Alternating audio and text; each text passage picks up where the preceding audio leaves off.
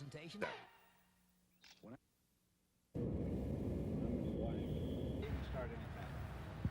Senator Heflin, the members of the Conservative Democratic Caucus in the Senate have endorsed your national war on violent crime. I understand you went to the White House to get the president's support.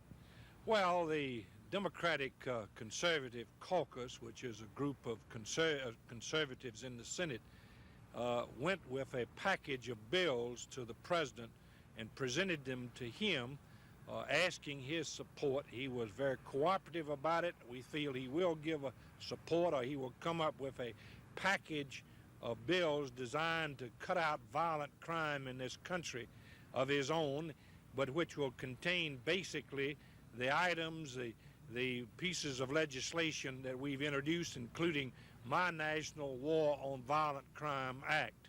Senator Heflin, you were one of the spokesmen for the group at the White House. What did you and the president talk about? Well, we talked about a number of different things. We talked about rural crime, the fact that there was 18% increase last year on it, the fact that there has been a steadily increase each year of violent crime. We talked about the old LEAA Act, and I think everyone agreed that we ought to study it, we ought to profit by history, we ought to profit from its successes, and do away with its faults and its harms and mistakes that it made. Senator Heflin, is violent crime really that serious a problem in the United States? In my judgment, next to the economy, violent crime is the number 2 problem facing this nation.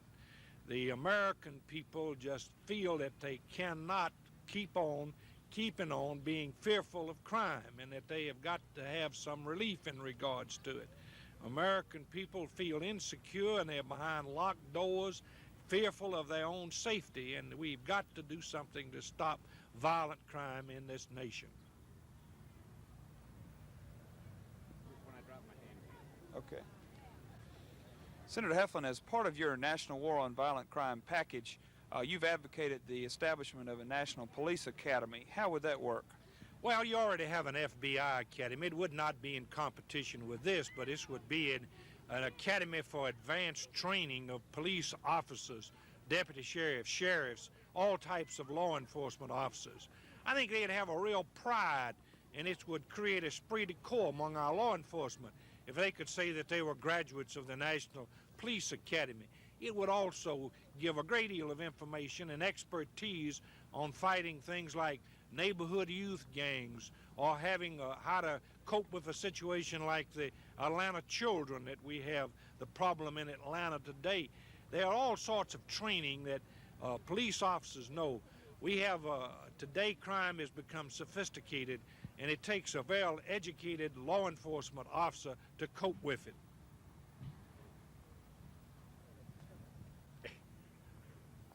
Okay. Most Americans aren't conscious of how much water they use and waste until they have to do without it. Here in Montgomery, water costs $1.44 for 1,000 gallons. After 8,000 gallons, the cost drops a bit.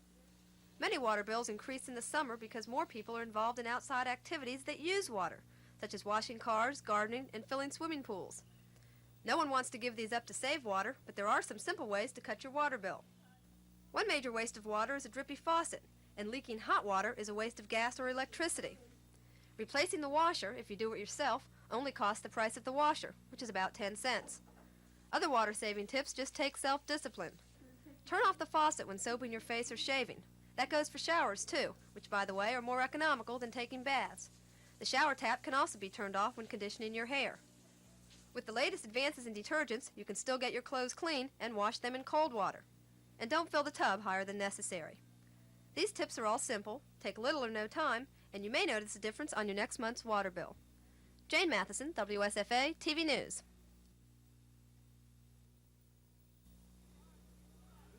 Neil Heaton ended the regular season for top-ranked Miami by beating South Alabama in this game 3-zip. That was his 13th win of the year without a loss and the 39th of his 3-year career at Miami. It was also the 5th shutout of the season for Heaton. Neil, just a junior, was drafted by the Mets out of high school, but he didn't like their offer, and he decided to go to college. The scouts are saying he'll be one of the top picks in this year's summer draft. In fact, he could be number 1. His coach, Ron Fraser, and South Alabama coach Eddie Stanky label Neil as a can't-miss prospect. To me, I think the thing that makes Neil great and a great college pitcher, and will be a great pro pitcher, is his tenacity, the battling. He's always in the ball game. I've never seen him give us a bad performance, even when he doesn't have his stuff. He battles them, and he becomes a winner because he just won't back down. He throws his fastball.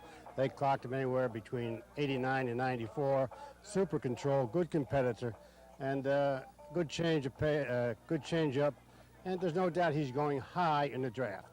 Heaton says he doesn't care who drafts him, but he is from Holtzville, New York, and you get the impression he'd like to play for the Mets. The Mets have the 4th pick in this year's draft.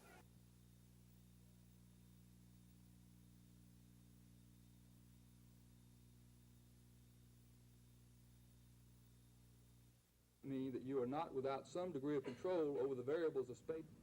And then the third P is to practice. Greatest single fault found in my studies of the individual.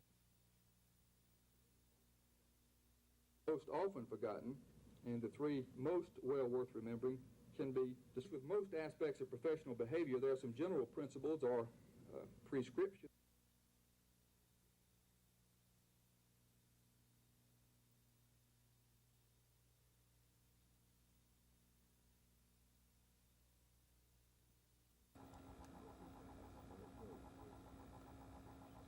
I'm not going back.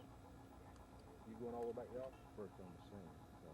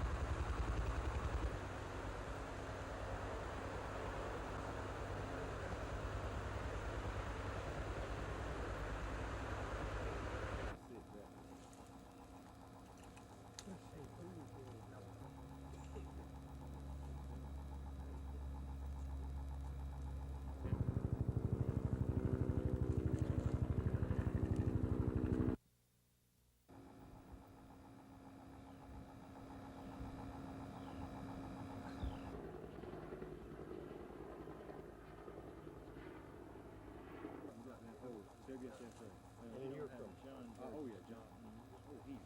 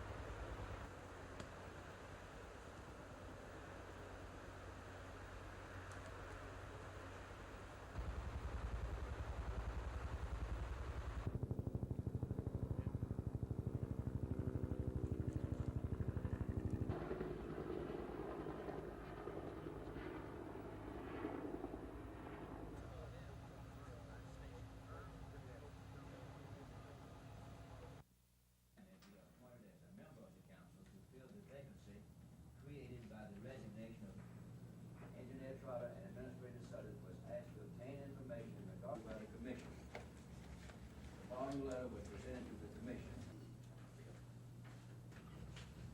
Well, I'm going to let you explain why we've done that and all that. After we had an opportunity to look for it, for whatever reasons, as a general rule, most insurance companies will reserve for unpaid and unreported claims approximately 20 to 20. And the chairman therefore to be authorized to sign the application.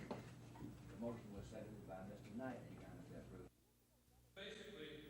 Municipal governments throughout the country are being told to cope with and absorb President Reagan's proposed budget cuts when they take effect this October.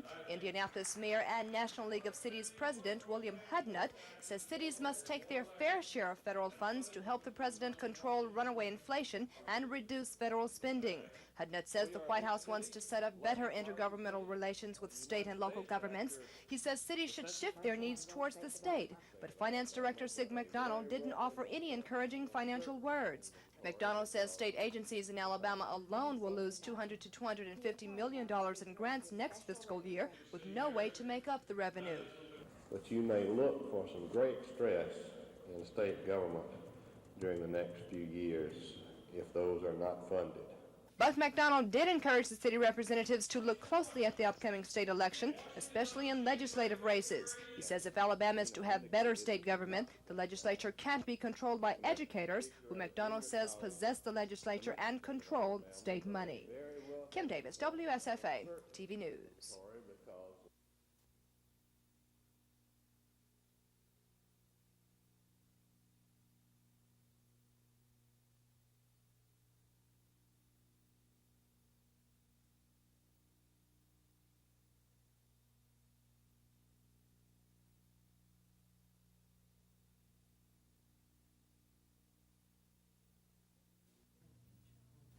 Mrs. Beasley says she's already made some improvements in the administrative area of the welfare agency. She says a financial management system should be fully implemented by October 1st, and the entire state food stamp program should be automated by the end of the year. Since she took over the department 6 weeks ago, Mrs. Beasley has had to deal with the fact that Pensions and Security won't get $6 million in conditional money from the legislature and may have to operate with cuts in federal funding.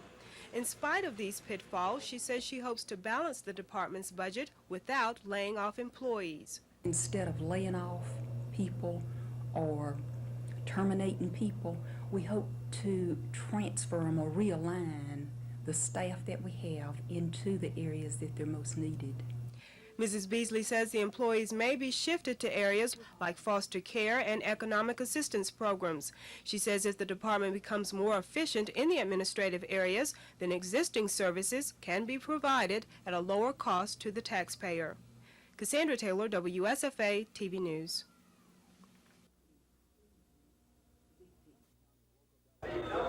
Montgomery County's local delegation isn't doing well in its legislative batting average. The controversial set of bingo bills are all but dead. Despite last week's apparent agreement between the Senate and House members of the local delegation, the House didn't kill or sustain the conference committee report. The bingo bills are back in the conference committee. But even if the bingo bills are reported out a second time, they face a 4-2 no vote from Montgomery's representatives. And unless two of the local House members change their minds, the bills are dead. A bill creating another circuit judgeship in Montgomery County ran into opposition on the House floor. Members of the Jefferson House delegation managed to get the Montgomery judgeship bill slipped back into conference committee, forcing Montgomery's representatives to consider including some additional Jefferson County circuit judgeships in the same bill. About the only local bill to successfully make it through the process is one providing a pay raise for Montgomery's mayor and city council members, pay raises that don't go into effect until the beginning of their next term of office. Another bill increasing the salaries for 4 elected county officials is still hanging in limbo. The controversy on that bill includes the Senate's position that no pay raise go into effect until the next term of office.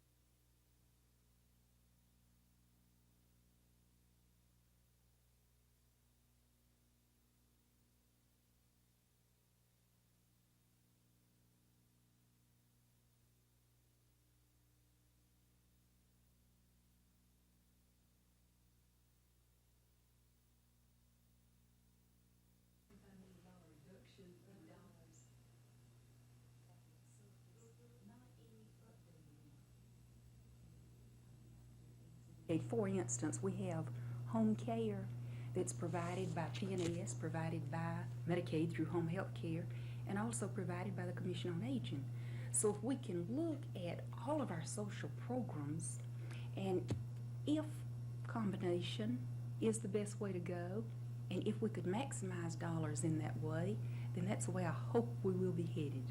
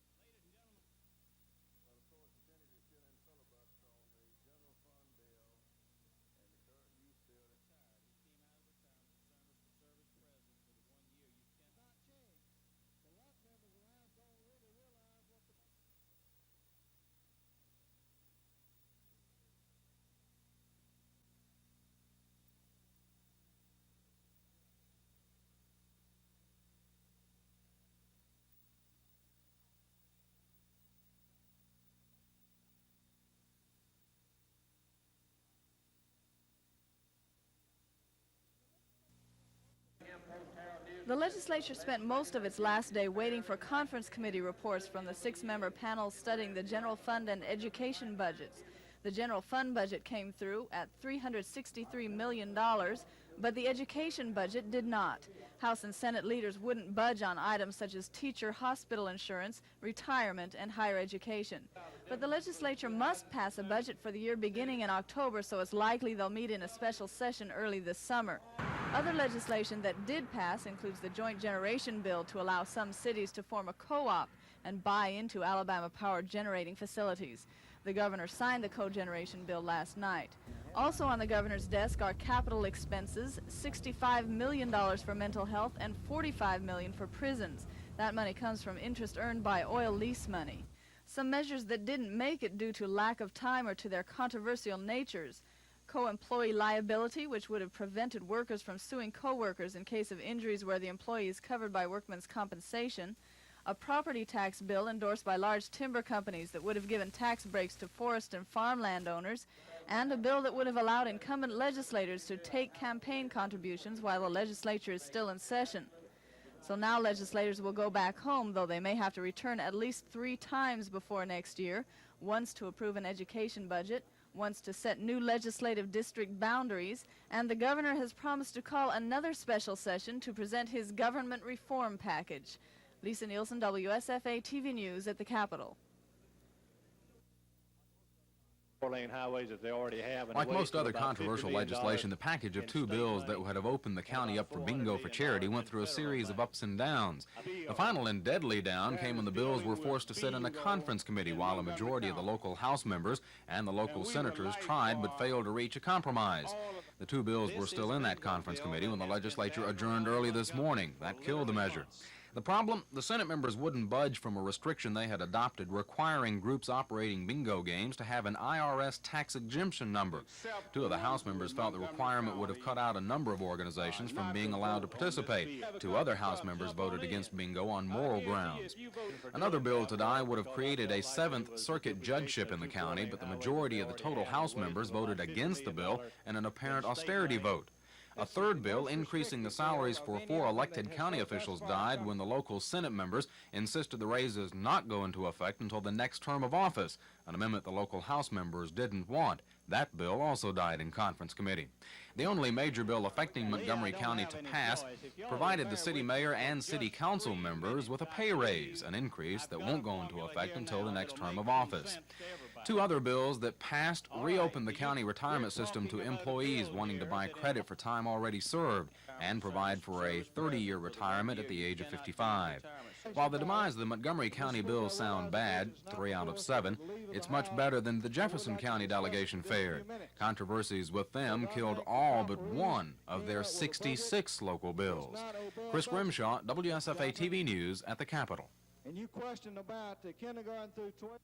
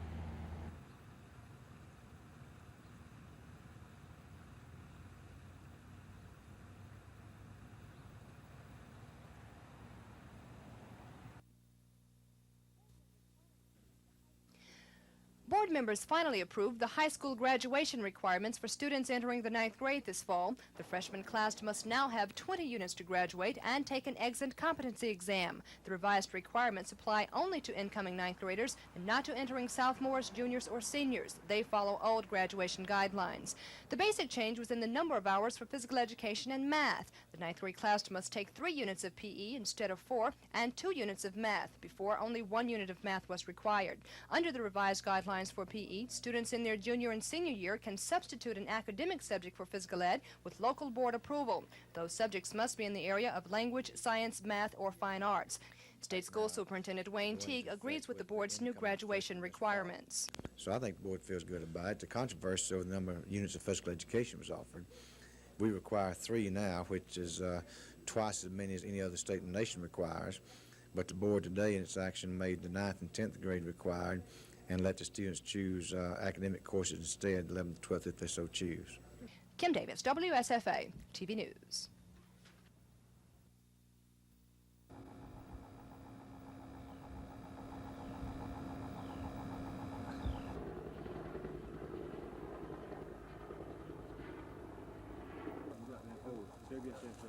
And you're from John. Oh yeah, John. Oh, he's already.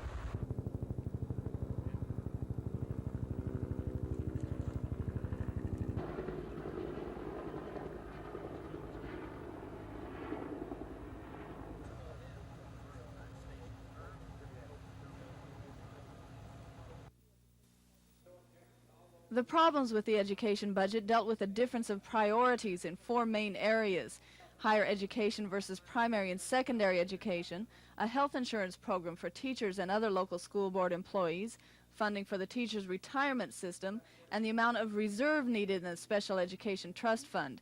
Neither senators nor House members wanted a budget that would have to be prorated again, so they turned to the idea of making the $21 million health insurance plan conditional. Legislators tried to make that appropriation automatic if the funds became available. That would have put a priority on the conditional money and would have taken any discretion away from the governor.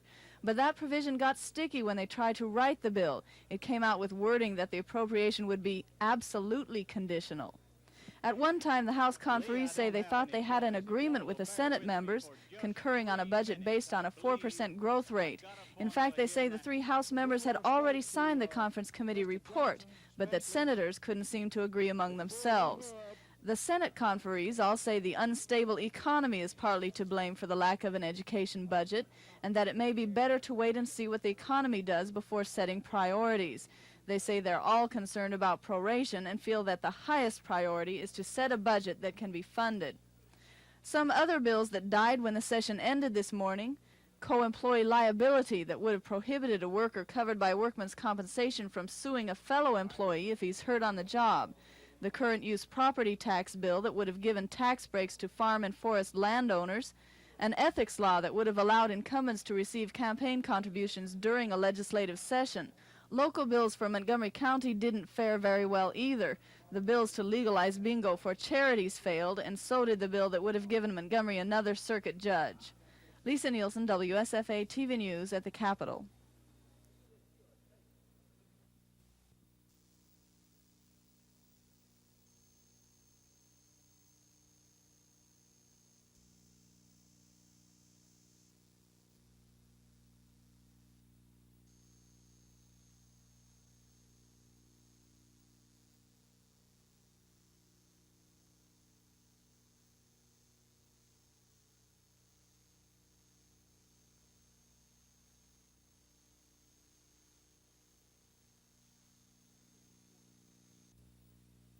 The annual report of the Attorney General of the United States for 1980 listed ongoing investigations and recorded the number of convictions for public corruption by 14 county commissioners, a city manager, the president of 3 city utility boards, and the owners of 2 chemical supply companies. All those occurred here in the Middle District of Alabama.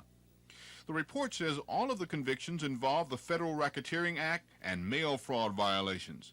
The suppliers were convicted of paying kickbacks to the public officials in order to sell their products, and in some instances, according to the Attorney General's report, the supplier agreed to pay a greater kickback in return for payment of phony invoices where the items were never delivered. That investigation has now moved into Macon County, Alabama, and centers on the Dixie Concrete Pipe Company, a multi-million-dollar supplier of drainage and other industrial concrete pipe. The Justice Department is interested in Dixie's dealings with unnamed county officials here in Coosa County, Alabama. Federal grand jury subpoenas have been served on a number of county employees in Coosa in connection with the probe. It is known that one of those is the secretary of a Coosa County commissioner, whose identity we've been unable to learn. TV 12 News has learned that the Justice Department has subpoenaed the bank records of the Dixie Concrete Pipe Company dating back 10 years. Those records were delivered to the grand jury today by a representative of a Macon County bank. Subpoenas have also been served on one truck driver for Dixie Concrete Pipe. He is to appear before the grand jury this week. U.S. Attorney Barry Teague would neither confirm nor deny that there is an investigation into the operation of the pipe company.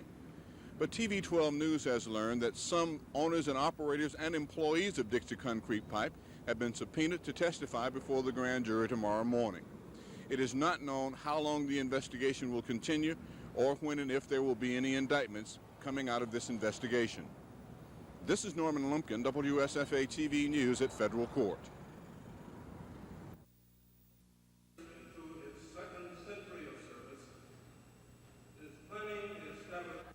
That was sponsored by President Carter. The responsibility for administering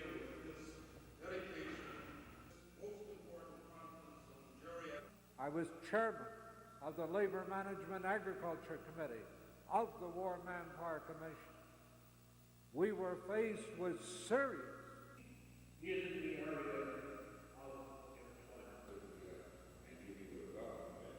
a prejudice on the part of employers, both public and private, against the utilization of the services of older persons. Now, when the Age Discrimination in Employment Act Ms. Waldrop says most of the errors in Reed's plan are geographic. She says the population totals aren't consistent with the areas described on the map. Ms. Waldrop says District 4 is the only district with no problems. She recommends that the boundary lines in Districts 2 and 3 be redrawn and the population totals in the remaining 6 districts be corrected. Reed called those areas minor discrepancies. He says the changes won't be significant and says he plans to meet with Ms. Waldrop tomorrow to correct them. Ms. Waldrop says after the corrections are made, Reed's plan will then be within the standards of an acceptable redistricting plan. At that time, the committee will then have both Reed's and Mayor Emory Falmer's redistricting plans to consider. The committee will continue to meet every Tuesday until it comes up with a recommendation. Cassandra Taylor, WSFA TV News. The entertainment was excellent. One simple reason. You know, our education trust fund budget is a disgrace. It's a disgrace for a budget to come up at midnight, and out of all of the nonsense, there is no accounting. I want biannual budgeting. I want a law that says for 15 legislative days, that budget has got to be put on the floor and nothing else can be discussed, period.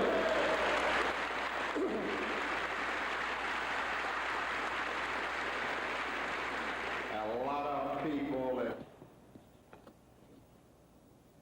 capital asset appreciate who fix a city street 10 years ago, you know what it costs today. Appreciation has been very graders entering Alabama high schools this fall must now have 20 units to graduate, take and pass an exit competency exam. The revised requirements apply only to incoming high school freshmen and not to entering sophomores, juniors, or seniors. They follow the old graduation guidelines. The basic change finally approved today was in the number of credit hours for physical education and math. The ninth grade class must now have 3 units of PE instead of 4 and 2 units of math. Before, only 1 math unit was required. Under the revised guidelines for physical ed, students in their junior and senior year can substitute an academic subject for PE with local board approval. Those subjects must be in the language, science, math, or fine arts area. Kim Davis, WSFA, TV News. And a lot of the things that, you know, you can get be quicker back there than anywhere else. If they all get healthy and play as good as we can, other split is had a great, lacks some talent, lacks ability, but he's a solid football player, but he's the kind that can go in and play.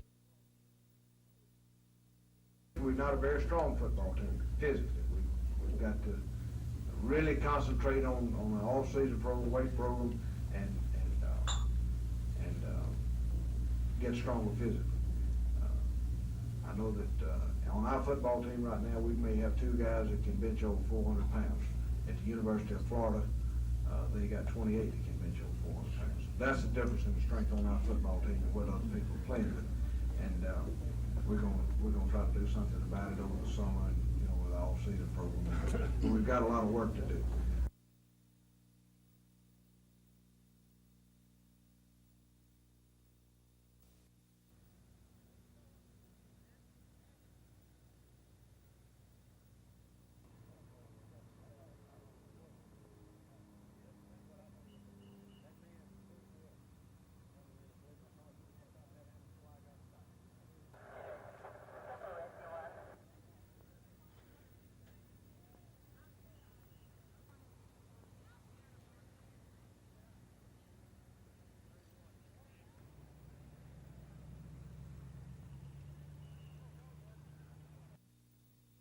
Now that'll make some sense to everybody. While the collective will of the House not to budge from their conservative education budget killed that measure, that same perseverance apparently forced the Senate to back off on what had been described as its bloated general fund budget. The 3 House members to the Conference Committee were able to convince the Senate members to accept a $363 million general fund budget, some $30 million less than the Senate originally adopted. While there was some minor controversy over how the Conference Committee had shuffled the money around, the bottom line for the House members was to adopt a budget that would not exceed the expected revenues of next year. There were 2 other appropriation bills that passed. Both spent some of that $449 million in windfall oil lease money. One funds the prison system $45 million for construction and renovation needs. The other funds $65 million for the building needs of the mental health system. The legislature also voted to increase the salary of the state treasurer to $45,000 a year, beginning with the next term of office. Of Montgomery County interest, a bill providing the next term city council members and mayor with a pay raise also passed. One other major piece of legislation passed last night would allow the 12 cities that distribute power to their residents, members of the Municipal Electric Association, to join Alabama Power Company in future generating facility construction projects. That bill is already a law, since Governor James' signature is already in place. Chris Grimshaw, WSFA TV News at the Capitol. The grading system requires tire manufacturers to rate their passenger car tires in the areas of tread wear, traction, and temperature resistance. Breaking that down, tread wear is the expected life of the tire on a specified test course. Traction is how well the tire performs in wet skid control tests, and temperature is how well the tires handle heat generated during operation. The tires are given ratings of A, B, and C on traction and temperature resistance, and it appears on all tires. Tread wear is given a numerical rating, with the base being 100 to indicate an expected life of 30,000 miles. If the tread wear figure were 150, for example, the expected life of the tire would be 45,000 miles. Using these figures and the price of tires, you should be able to decide for yourself what the best tire buy is for your car. In the government's rating, 6 different tires are listed: the Uniroyal Steeler, Goodyear Custom Poly Steel, Firestone 721, the General Dual Steel, BF Goodrich Lifesaver XLM, and the Michelin XWV. Of those listed, only the Michelin has an AB rating for traction and heat resistance. but the projection of mileage is only 42,000. The other tires are all higher but have lower ratings. The consumer must often make a choice between cost, safety, and durability. If you shop around, you'll find that the most expensive or popular brands of tires are not always the best. Tires that finish relatively close in ratings sometimes have a wide difference in prices. For example, the Kmart 225 and the General Dual 3. Both tires have similar results in the tread wear and safety, but the Kmart tire cost about $30 less. The best tip for buying tires is to decide what type tire you need for your driving habits and the type car you have. The grading system can be of great help when there is such a myriad of brands and prices. Gina Gregory, WSFA TV News. In fact, the Army built a trailer very similar to this. They're strapped up. Which minimize the losses that you have. You're always trying to get as close to that one. That'll at least give you hours or something, but these are 1,000 amp hours.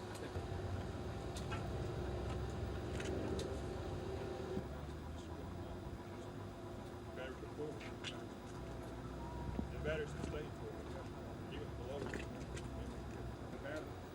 And then the batteries below. Now the reason we have the batteries below, not just one direct portion, to provide the energy to my car. In fact, the Army built a trailer very similar to this. They're strapped up in parallel, and you can charge up to those 12-volt banks in there.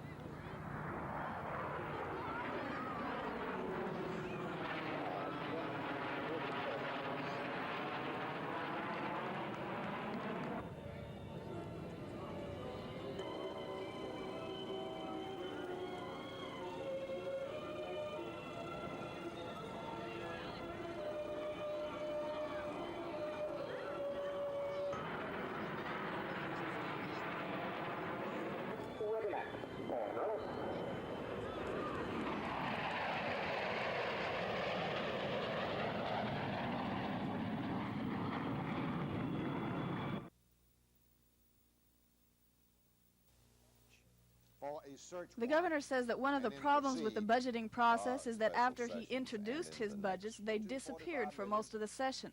You wouldn't see them again until midnight, the last night, and nobody, including 90% of the legislature, could tell you what was in them, and that is exactly what happened.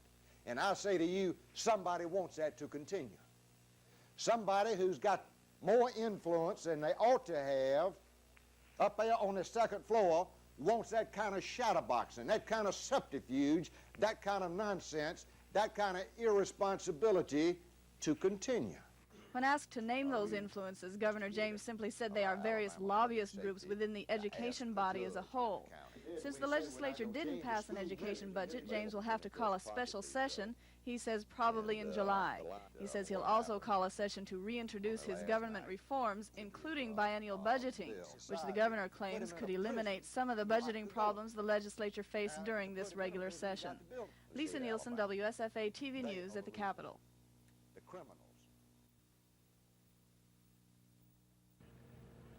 In 1960, Governor John Patterson temporarily opened a portion of unfinished Interstate 65 to allow travel to the Alabama-Auburn game in Birmingham.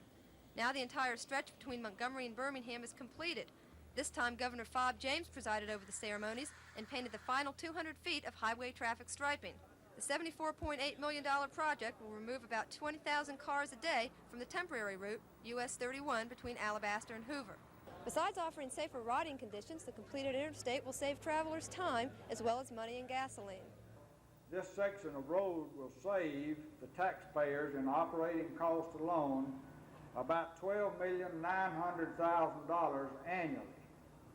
If you break this down further, this is $35,000 per day, or about $1.50 per trip. Governor James says he's thankful the stretch is finally finished, and he promises every remaining interstate in Alabama, including 2 legs of I-65, will be under construction by next year. In Jefferson County, Jane Matheson, WSFA TV News.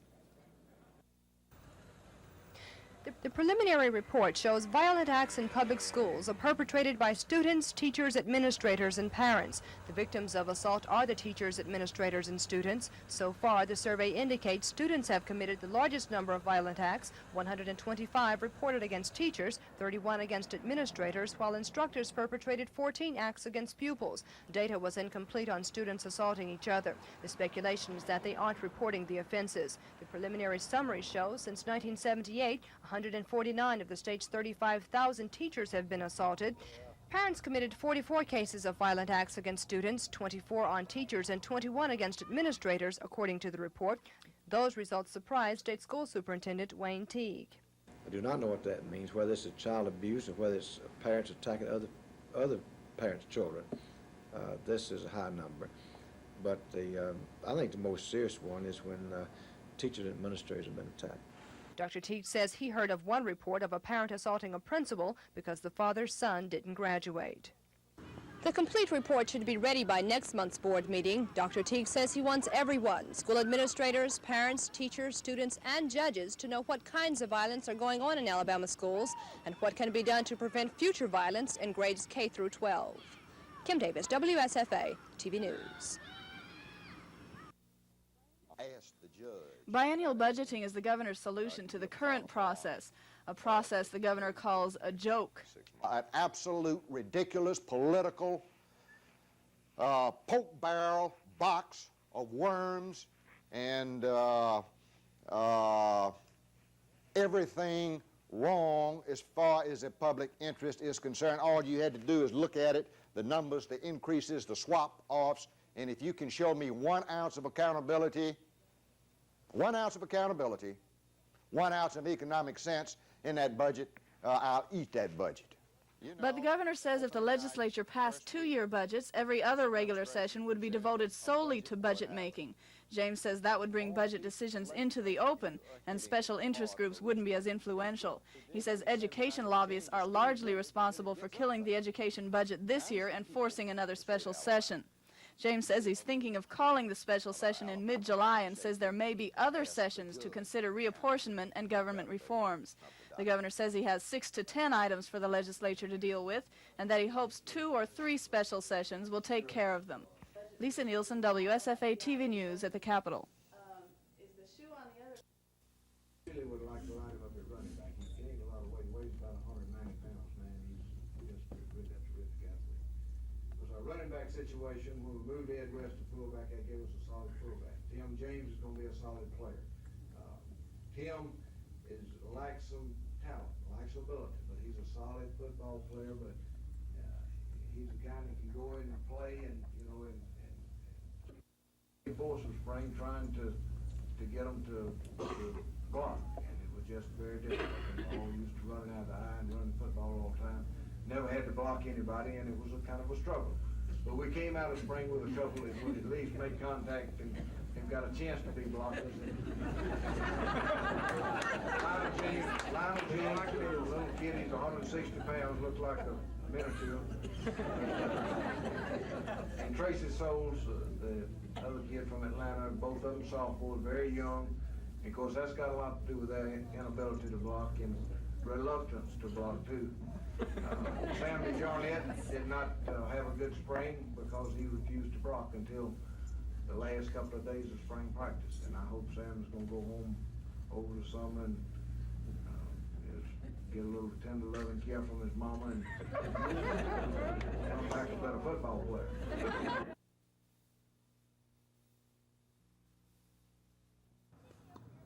Lagoon Park's junior development program runs from the 1st of April through December. These junior players practice for 2 hours, 3 days a week, under the supervision of tennis professional Jackie Bushman, a former All-SEC standout at Auburn. We're trying to get all the kids here in Montgomery that have some talent, advanced or intermediate. We try to teach them the basic fundamentals.